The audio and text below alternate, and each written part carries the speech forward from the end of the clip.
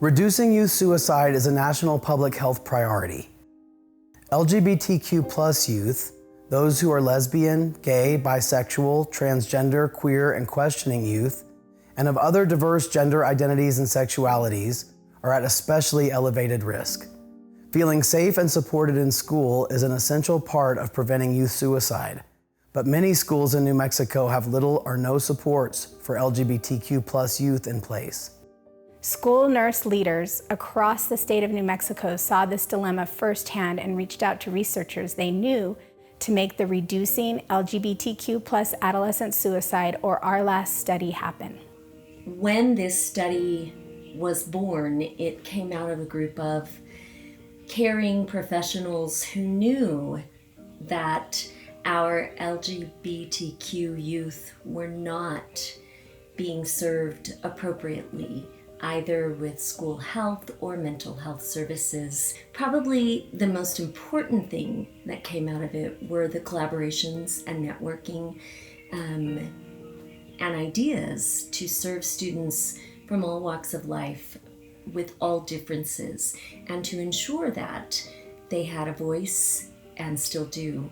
They had someone who they could trust, who would listen, who they could talk to, who would get them appropriate help and assistance. Starting in 2016, RLAS researchers worked closely with the 42 high schools across New Mexico to implement 6 evidence-informed practices to support LGBTQ+ youth. These practices are identified in the Centers for Disease Control and Prevention's school health profiles and have been shown to make schools feel safer for all students, which benefits LGBTQ+ students. These practices include: number 1, having anti-bullying policies that specifically protect students from harassment based on their actual or perceived sexuality or gender identity. Number 2, creating safe spaces such as Genders and Sexualities Alliances, or GSA clubs, where LGBTQ+ students can feel safe and supported. Number 3, making health education curriculum inclusive of LGBTQ+ people and their health needs. Number 4, providing professional development to all school personnel on how to create safe and supportive school environments for all students. Number 5 and 6, facilitating access to knowledgeable providers, including medical, behavioral health, and sexual and reproductive health care providers outside the school itself. Our coaches provided on-the-ground guidance, education, and resources to help schools navigate implementation. Thanks to the dedication and hard work of school-based teams consisting of school nurses, counselors, social workers, teachers, administrators, librarians, and other school staff across New Mexico, thousands of LGBTQ+ youth now have new or improved support systems in their schools. Supports for LGBTQ+ students are so crucial because we know from the data that this group is vulnerable. We can see even from the New Mexico Youth Risk and Resiliency Survey that transgender students are attempting suicide at 4 times the rate of cisgender students, and that these groups are bigger than we previously thought. There are more trans and non-binary students than people know, and they're in every single county of New Mexico. So we were aware that these kids are out there and that they really need our help. The effect I've seen RLAS have is that people have become more educated and they've become more zealous advocates for these students. I think that the personnel and staff that we've worked with over the years often did not realize the level of vulnerability that these kids were facing. And as they learned about what was going on, the challenges, the severe discrimination and violence that these students often face, they were enthusiastic learners and ready to step in and be protectors and advocates for these kids. I think that this work is incredibly important. We all know that safety and security are paramount to being able to do anything else. Any student is not able to learn as effectively, they're not able to socialize effectively, not able to grow effectively when they feel unsafe. My favorite part of participating in the RLAS study was the collaboration between our school and our amazing coach. I had so much fun at the conference and learned so much just having conversations with other school personnel from around the state, around their journey. So those were very powerful experiences that I had. We estimate that roughly 1,500 sexual minority students and 300 gender minority students have access to new and improved health education curricula because of the collective work of school-based RLAS teams across the state. Additionally, RLAS helped facilitate access to new or improved GSA clubs for about 3,500 sexual minority students and 750 gender minority students. Finally, protections for transgender and other gender diverse youth are more important now than ever. Through RLAS, the Transgender Resource Center of New Mexico was able to train over 500 school staff with Transgender 101 trainings.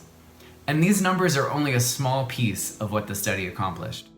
This work spanned over 5 years of the RLAS study, but many teams are still working to improve their schools for LGBTQ+ students even after the project has ended. None of the work of RLAS would have been possible without our collaborators around the state and the country. My favorite memory from RLAS was when I went to a small school in a rural community for a meeting.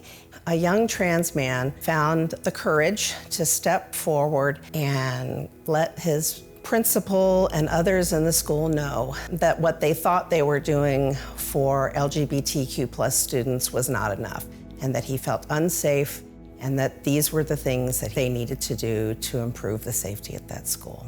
It was powerful and moving and really changed the direction of that school. It was incredibly inspiring to see the commitment and the robust support network that we have here in New Mexico for improving the lives of LGBTQ+ youth. This work is incredibly important in my mind.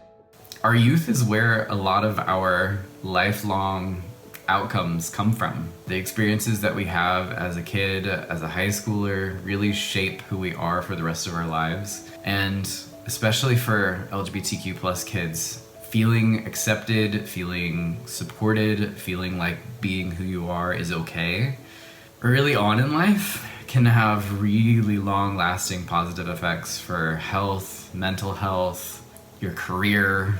All aspects of your life benefit from feeling affirmed and seen and supported from an early age.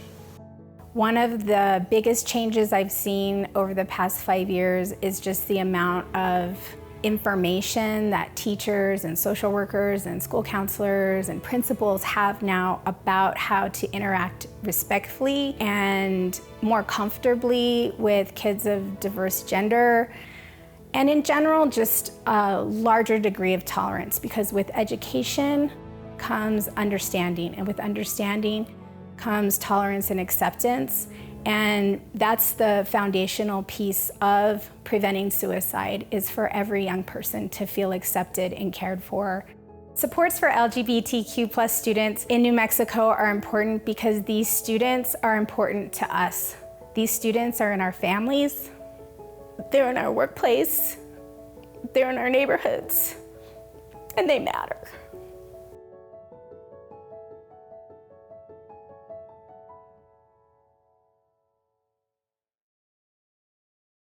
Thank you to everyone who participated in the RLAS project.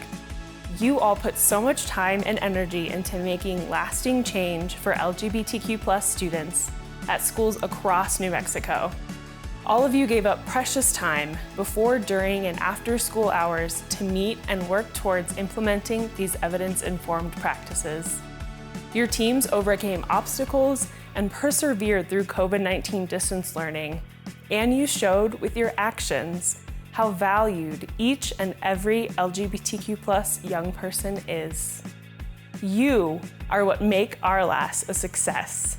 From the Albuquerque-based Southwest Center of the Pacific Institute for Research and Evaluation to the far corners of the state, we couldn't have done it without you. Thank you. Thank you. Thank you. Thank you.